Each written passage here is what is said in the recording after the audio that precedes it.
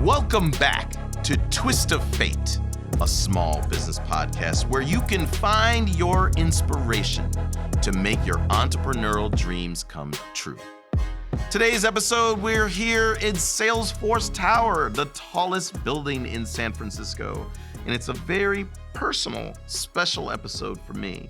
You see, I have a serial entrepreneur, inventor, and one of the people that inspired me into entrepreneurism, Nate Harding, who is going to talk a little bit about how he's using robotics to bring an advancement in the beauty industry, which we all know is a very special thing in the United States of America, and how actually seeking a blind spot was a great inspiration for creating his company. Nate, welcome to Twist of Fate. Thanks, Doug. Great to be here.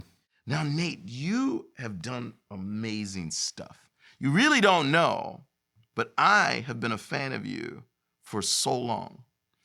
Just a preview, we are alumni of Exob Bionics. Yep. And, you know, when you rang that bell, I have to admit, I saw you in this gallon cowboy hat. And at that time, I worked in corporate, like at Siemens. And it was the ultimate manifestation of entrepreneurial badassery that you did that. So what was that like? Like, what was... So you rang the bell? Well, you know, by that point, I had just exited. I teed up everything up for NASDAQ, and then it actually happened after I'd left, but they invited me back to be part of it. So I stood there while the new CEO got to ring the bell. But I wore my cowboy hat as I promised I would do for years. So that was cool. The other thing we promised we'd do is me and Russ Engel, one of the co-founders there, Russ, my buddy, he and I said, well, the day we go NASDAQ, I'm gonna drive my piece of crap car into your piece of crap car, and so we did that. That was cool. So a lot of my listeners are either entrepreneurs outright, or they're like me, a corporate soldier back then, thinking of entrepreneurism, but it hasn't happened yet. They're figuring out. So you, Russ, have had a history together. Like, you guys helped build all that stuff from the beginning. How did that all play out? Like, what's that all about? That started as a total long shot. You know, I was doing consulting at UC Berkeley down in this basement laboratory of Professor Casaruni there. Casaruni. And we were working on human story, exoskeletons for the DoD, and you know it all seemed quite preposterous. But Kazi really wanted to mix like professional people with the students and see what would happen, which turned out to be a great idea because I brought on some of my old team, brought Russ in and a couple others, and it happened just like Kaz thought it would. I mean, there was a breakthrough pretty quickly that really changed the level of power that was needed by load-carrying exoskeletons. So it suddenly looked like, wow, this could actually be a business, you know? So we incorporated, and then we ran it out of the basement of Echeverry Hall as long as we could until they kicked us out. And that became Exob Bionics. No, were you a student at Berkeley? No, I had been a grad student, and my advisor had been Professor Casaruni back in the early 90s. And you were you were actually ag tech engineering. That's what Russ was doing. No, Russ was ag tech That's right, engineering. Yeah, I was pure mechanical engineering. I did mechanical engineering and economics at Carnegie Mellon, and then I went and got a master's at Berkeley in mechanical engineering. Okay, so let me recap for my listeners. So you guys got together, invented a robotic exoskeleton, made a company, went public, and you're here to live to tell the story. Yeah. Right? That's amazing. And it was so hard. Everybody was like, how does it feel? I was like, tired, you know? Yeah. A lot of gut punches, right? Yeah, it was, you know, it was an incredibly moving product. You know, we do demos, and as you remember, like, people would always cry. In fact, I always tell people it was actually kind of weird when no one would cry at the demo. And that's how powerful it was. And it was an amazing For my mission. listeners, just so you know what Nate's referring to, Exob Bionics makes a powered exoskeleton for people that live with spinal cord injury or stroke or they're gait afflicted. It allows them to stand and walk upright again with powered assistance from this exoskeleton that these brilliant people that we're referring to actually created. And I agree with you. It brought me to tears. I mean, Yeah. I'm telling you, that I don't know if all of you even realized how many people you affected. I mean, I chose to leave what I was doing to come and fight for the cause, right? Yeah. It made me very emotional at times. Yeah, it was super cool mission. I mean, we got hundreds of thousands of people up and walking that probably wouldn't walk otherwise. It was also really difficult because the physical therapists love it and the patients love it, but really getting it justified for that hospital CFO is very tough. It's a hard, tough haul. So they're doing great. They're still around. I know they're still power. Go Exo. They're still changing lives. Yeah. So it's great. It all had a happy ending in the end, but it was a hard one. So I was actually looking for something much easier when I left there. I was like, okay, maybe not so sci-fi. So I'm really excited that you said that Kurt is a co-founder with you. So I'll tell you why. Kurt is a brilliant guy. I used to work with these people, but I'm telling you, like, intellectually amazing. So you guys got together and decided that you wanted to make a technology advancement in cosmetics. Now, did you know it would be an eyelash, or like, how did that all start? Like, where? Well, yeah, it's a funny story actually that I tell a lot because everybody wants to know. And I had left Exo, and like I said, I was looking for something a little easier to do, and with a very clear market pull. And I was working on my own list of ideas. I was hanging out at incubators, but I was also calling all the smart people I knew to see what they were doing, to kind of get an idea of what's hot and what's not. And I called a guy who'd been a brilliant advisor of ours on the business side at Exo. And he was retiring super early, said he was retiring at he must have been like 48 or something. And I'm like, well, Juan, what are you going to do with your time? And he's like, oh, my wife and I, we just bought a franchise region of amazing Lash Studio. And I was like, what? I couldn't believe it. I was the typical dumb guy, had zero clue how great the beauty industry is. Just big bucks, by the way. Big bucks. There's a lot spent on being beautiful. Oh, God. It's crazy. Yeah. It's over $400 billion business. And it's funny. I even thought that the neighborhood I lived in Oakland was like a bastion of the beauty business because every third or fourth door is a beauty salon. And I'd never opened my eyes to see that that's every single shopping street in America, right? And here was this brilliant guy telling me he was going to do these salons. And I'm like, what are you talking about? And he tells me how, it's great. There's this great recurring revenue model because it's so addicting. And I'm like, but what are you talking about? Like, what the hell is an eyelash extension? I had no idea. And he told me how people do it one little lash at a time and bond each one on. And it takes a couple hours. And I was like, what? And I joked with him immediately. I was like, that sounds like a great job for a robot. And we laughed about it. It's supposed to be a joke, right? And then, I don't know, 2 or 3 days later, I remembered the conversation. I went on YouTube and I started watching people do this. And I was like, oh my God, I think this is actually a perfect job for a robot. And so, I more reproducible, more consistent, faster. It's a perfect application because it's right on the edge of human ability. Like, a lot of people who train for it find out they just can't do it and they have to drop out.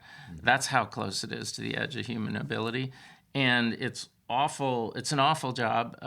You never see gray haired repetitive stress injuries in the neck and shoulders because you're literally like this all day.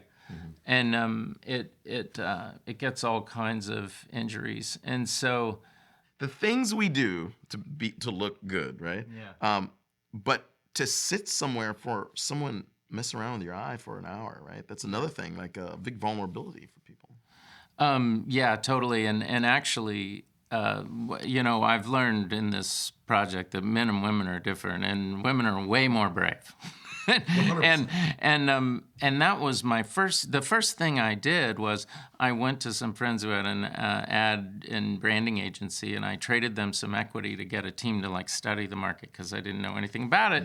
And I thought that because I would have been freaked out, I thought that women would be freaked out about getting in a robot to do this.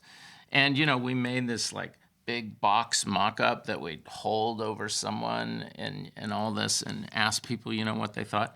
And surprisingly, they actually really liked the idea and like were really like thinking of it as maybe safer than the person. And then that's when we thought, well, yeah, we're roboticists. We can make it safer than a person, right?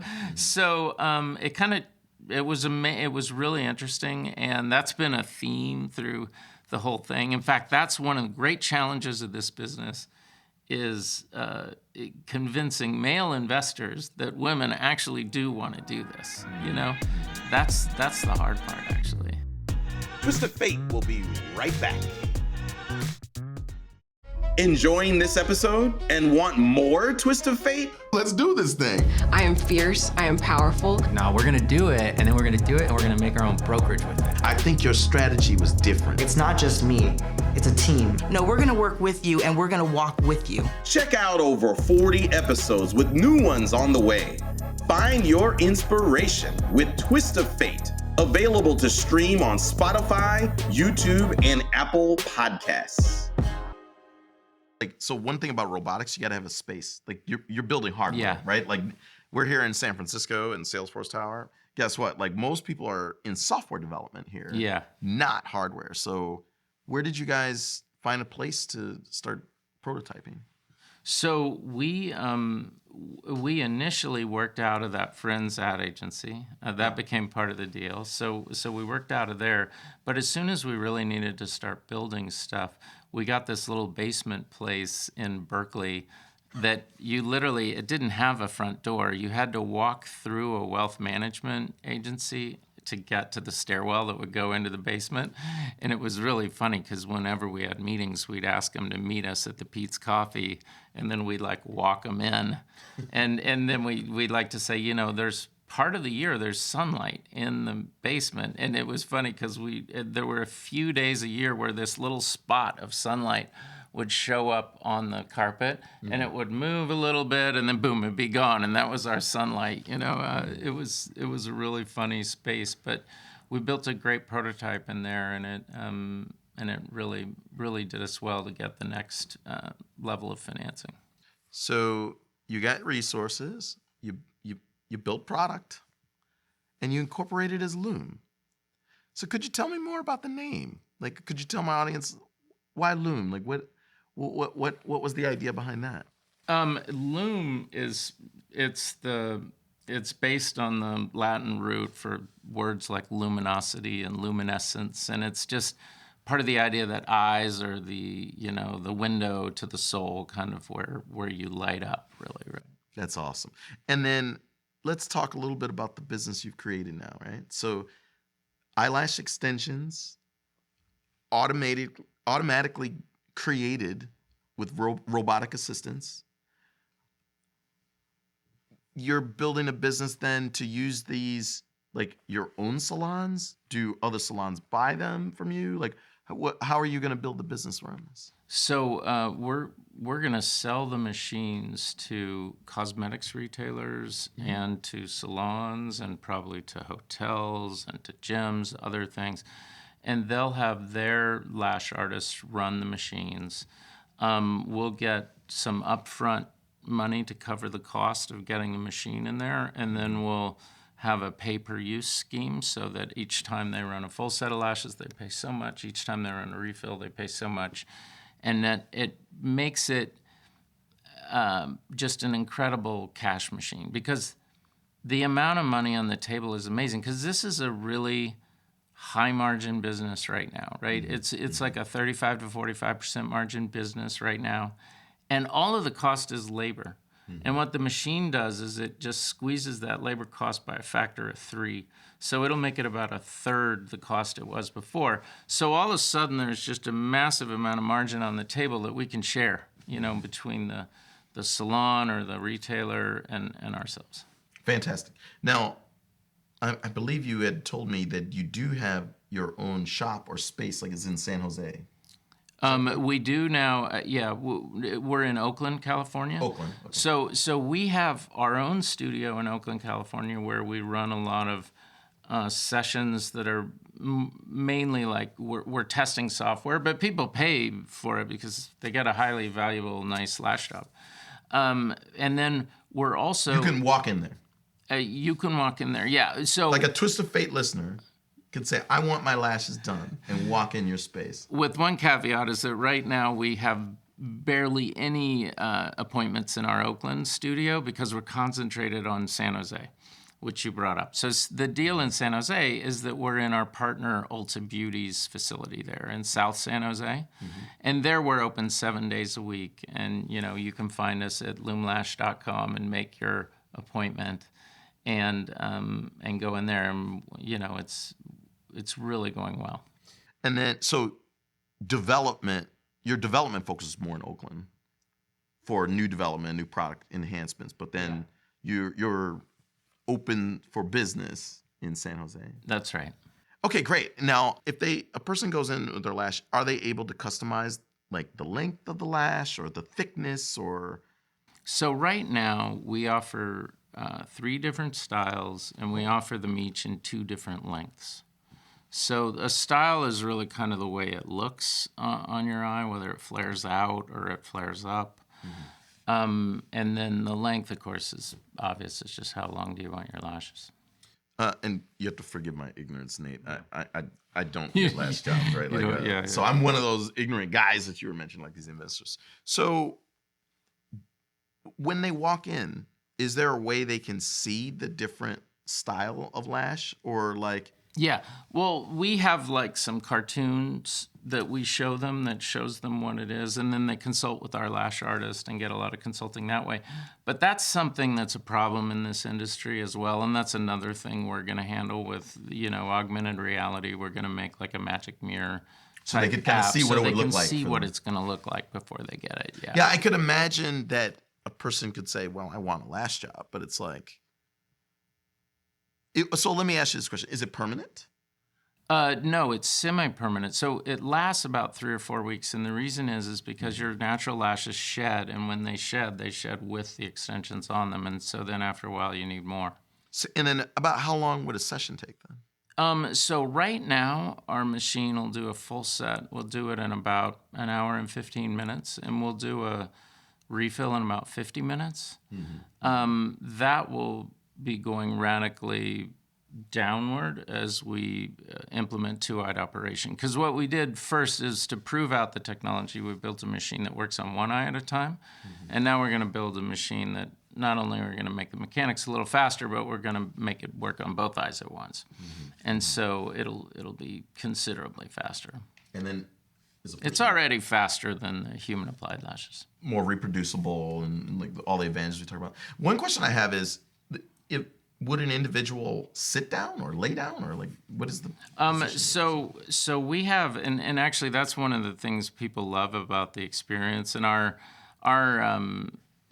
client testing, our net promoter score when we recently measured it was like 89, which is completely off the charts. That's great. And one of the things that they mentioned they like about it is ours is a bed that becomes kind of a chair, and it's much more comfortable than when you do it in the current process. You're laying flat on a very flat bed, and that's actually uncomfortable for people, a lot of people after a while. I didn't know that before this, but it is. And so we have a chair that, automatically comes up. It raises your back, it raises a bolster. It's all very comfy. Twist of Fate will be right back. Want to be part of our growing community of entrepreneurs and business owners? Join our Patreon and gain access to all of our content, including exclusive videos, Twist of Fate merchandise, and bonus educational content. You can also advertise right on Twist of Fate by joining our ad partner program. Don't have an ad to run yet? That's okay. We can help you by producing a twist of fate perfect ad like this one. Check out the show notes and learn how to apply to become an ad partner. And of course, we always appreciate when you like, subscribe, and share. Now let's get back to Twist of Fate. Are you an entrepreneur or an engineer or both? Like, how do you self-identify? Like, what box are you in? I guess I'm both. You know, I enjoy much more the engineering part of it. Really? Yeah, and that's so when I'm, constantly working on financing the startup, it gets really old for me.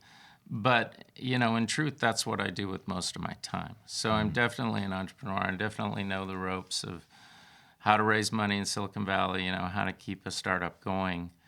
But I still try to stay close to the engineering. I try to know what all the issues are, what's going on, and contribute wherever I can. Did you ever think that you were going to be a successful entrepreneur? Yeah, Like I early guess. on? Like I kind of thought that was my path from a very early age, and Really? I don't really know why, but that was just kind of what No I thought I was aspirations to gonna work do. at Google, Apple, and like traditional stuff. No, from the very beginning, I just didn't think I was a big company person. Thought I wanted to do something interesting, with a small team. If you don't mind me asking, how has, I mean, again, incredible career. How has it affected like your family and your personal life? So I'm super lucky in that, my wife realized all this and she was amenable to being a stay-home mom and doing all of that. So I really got lucky there. And she's amazingly supportive, like in these cockamamie ideas, now we're going to do eyelash extensions, but with robots, right? And She probably liked that. Did you put her in? Well, did she do that one of the very first things I did is I sent her to a couple different places to get her lashes done. By the second time she had it done, she was completely addicted and has had them ever since. And now, she can get them for free from our machine, but previously that was not the case. Yeah, I know that was a very important customer. So I was really lucky that way. And I would say, I haven't done near the hours that a lot of our entrepreneurs have done. I think that some people just kind of throw away everything into it, and that's definitely not me. I just try to work very smart and only work on what needs to be done. And then, it gives me quite a bit of time to do family as well. We're going to break the fourth wall here to my entrepreneurial listeners there. Nate is bringing up a very important point that I want you to know. When you decide to be an entrepreneur, when you decide to create a business, family is number one. So you cannot underestimate the impact of what it can be, not just to you, but to your family. In his case, his wife was supportive. So you have children as well. Yeah. 2 kids. Now, are they going to be entrepreneurs? Well, I doubt my daughter's more of kind of on a legal or political path. Oh, interesting. My son, I think, might. He seems to have that notion. He's a tinkerer? Does he build things? And he's a tinkerer as well, Yeah. See, I make this, I teach in university, and I talk about entrepreneurs being mad dog rebels. And you don't know this. I've had conversations with Russ. I don't know if you know, Russ Angle and I are, we've collaborated on Forest Lake Farms. I bought like a quarter cow and put it in a freezer with him. And the reason I say mad dog rebels, because I have to say, I always think of you two. Really? I don't know if you knew that. I don't know. I always think of you. There's like people that ice skate uphill.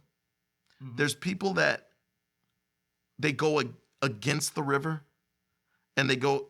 And I'll tell you what. I just see a comfort level that you guys have of doing that, and that was so refreshing to me. I mean, I'm telling you, it was so inspirational to me as an employee to have leaders that it's okay to be different.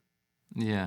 you know, because especially myself, right? Like I'm an African American in tech. There's not that many that are out there like that, and it definitely was a force of inspiration. So kudos to you. I don't know if you knew that. No, I didn't know that. Yeah, I'm so glad. That's awesome.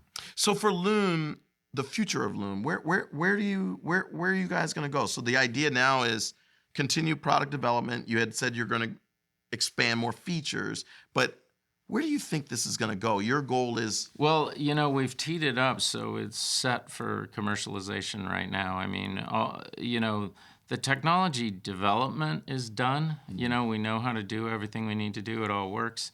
More now what we have to do, another mechanical design rev to make it two-eyed versus one-eyed, and then we're off to the races. So we've already taken 137 machine orders.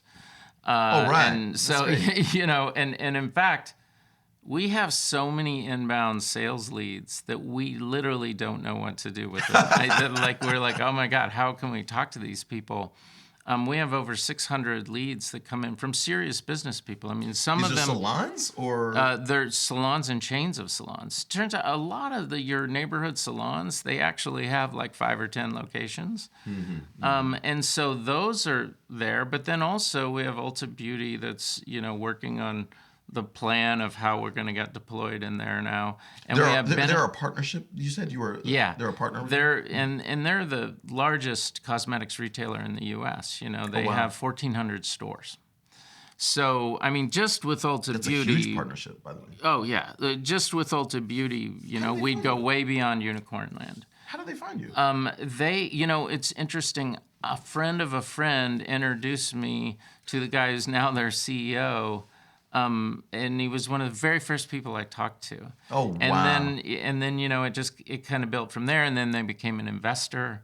And then now they're a customer, and it's going really, really well. We really like that relationship. And we also have another great relationship with Benefit Cosmetics, which I don't know if you know, but Benefit Cosmetics is the 5th largest cosmetics brand in the U.S., and they have a lot of what they call brow bars, where they typically do brow waxing. They're really well known for that. And they've been kind of masters. Like, before the internet was even there, they understood that services would bring people back to the counter, and then they could sell them more stuff. So they built service into it. And now they see this as kind of like the next step, you know, of service. And so they're great as well, because they have over 3,500 brow bars in the world. And we can't fit in all of those. There's not enough footprint, because literally some of them are like a barber chair on the end cap of an aisle or something. But a lot of them we could fit in. So, and then we have a third partner called Lash Company that has 50 franchises out there. So, so we've got these partners, and then we've got all these independents, smaller chains in that are ordering machines. And so, you know, we've lined it up to where now we just need the money to build the machines, get them out there, and we're going to be off to the races. So it's a super exciting time for the company. Yeah, breaking the fourth wall. I really hope all of you pay close attention here, that Nate's journey started with a rock solid partner.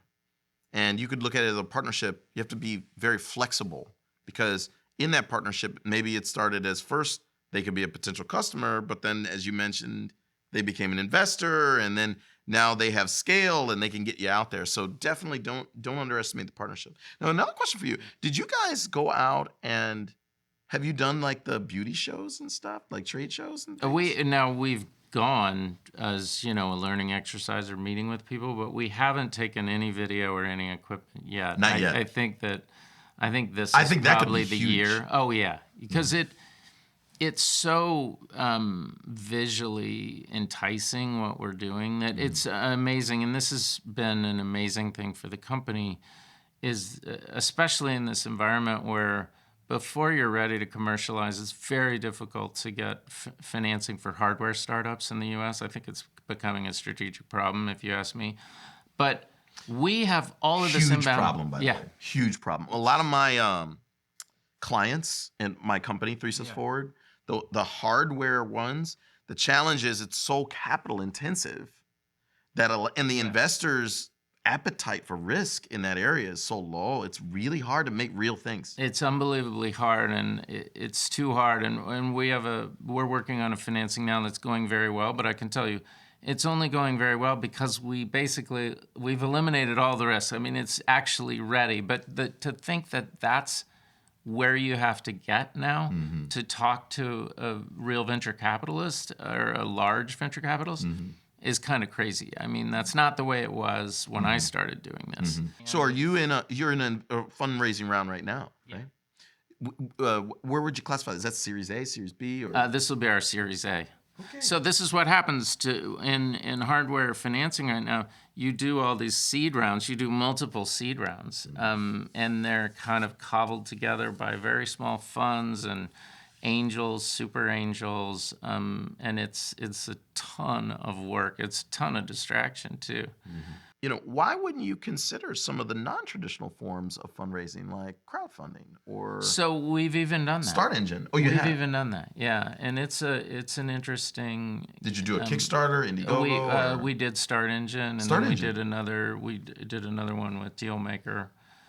So I we had do no have, idea. I didn't even know that. Yeah. It's its own tough racket. It is, It's got its own ups and downs. I did a 9-month campaign for one of my clients on a Seed Invest Start Engine, and it felt like putting my employees on a rack. Like it's a lot of work. It's Oh yeah. It's not as easy as people think. Like they see the money and then they're like, oh, this will be easy, but it's very marketing intensive. Oh yeah, it's all marketing. It's a digital marketing exercise. And in the end, we ended up deciding our demo just wasn't quite right for it because we were, in general, in crowd fundings, the population of investors is 80% male. Our investors were 70% female, just completely the opposite. And, at first I was like, is this a glass half full kind of thing or a glass half empty kind of thing? Because it meant that we were targeting much different people than typically do the investments. In the end, I think it was a glass half empty kind of thing. In our second financing, we pulled out of it and gave people their money back. Just because we couldn't get those numbers right, the return on investment. Fantastic. And then this is going to go global? Oh, totally. Yeah. Worldwide. And we have, and that's where I was going before, is the thing, it's so visually exciting that the TikTok algorithm just loves it. So if you look at the top 10 social media posts that feature our machine, it's 60 million views in total, like just to give you an idea. That's incredible. And goes all over the world. And, these people all over the world are hammering me for machines all the time. I have a woman in Haiti who every like Saturday evening, she'll send me like a picture and like, hey, I really need a machine here. A picture of a salon or something. I mean, it's everywhere. Like it's just coming in from everywhere. And that's been great for finding, large private investors as well. We're going to be a large global brand. You're going to see the name LUUM loud and clear. You're going to be able to, when you're in Columbus and you get your lashes done every month, and then you happen to get the chance to go to Paris, you're going to be able to go to our machine and get the exact same lashes there, right? That's awesome. That's the whole deal.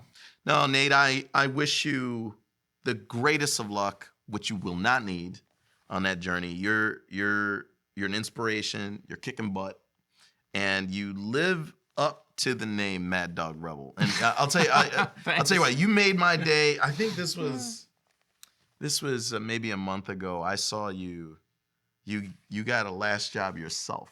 I know, and I should have done that before I came here so I could show off. But I have the horrible remains of an old lash job. And this is one of the reasons it's so addicting, is that it doesn't look great once it starts to go bad, and you have to go through the whole period if you're really gonna go off it. So true story, you should know. I told one of my interns when I saw that picture. Yeah. And I said, "See this? That's a Mad Dog entrepreneurial rebel. Thank you. That's great. Well, coming from you, I know inspires so many people. That's really awesome. So just so you know, my wife is actually around, and I definitely want you to meet her. And Great. if you're open to it, I would love to take her to that San Jose Oh, yeah, lash, and totally. Let's get her some lashes. we can see what the They're experience on is like us for her. for sure, yeah. Okay, awesome, Nate. Well, I hope that this session really inspires you. You see, this is an inventor, engineer, entrepreneur, dad, husband that has climbed the mountain. I think that's what we're all trying to do, make the world better.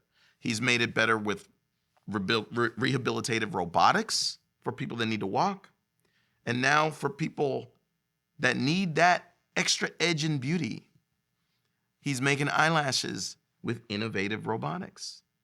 Nate, thank you for coming on Twist of Fate. My audience, I hope you enjoy this content. Like, subscribe. We want to get this content out there so that you can make your entrepreneurial dreams come true. And I look forward to seeing you on the next Twist of Fate. Twist of Fate is hosted by Doug Younger. It's produced by John Lundvid and Matthew Brown at Exob Creative. Moni Yu designs our graphics. Our theme music is by Jamie Bathgate. Special thanks to all of our patrons. You can support the show by visiting patreon.com/twistoffate podcast. Thanks for listening.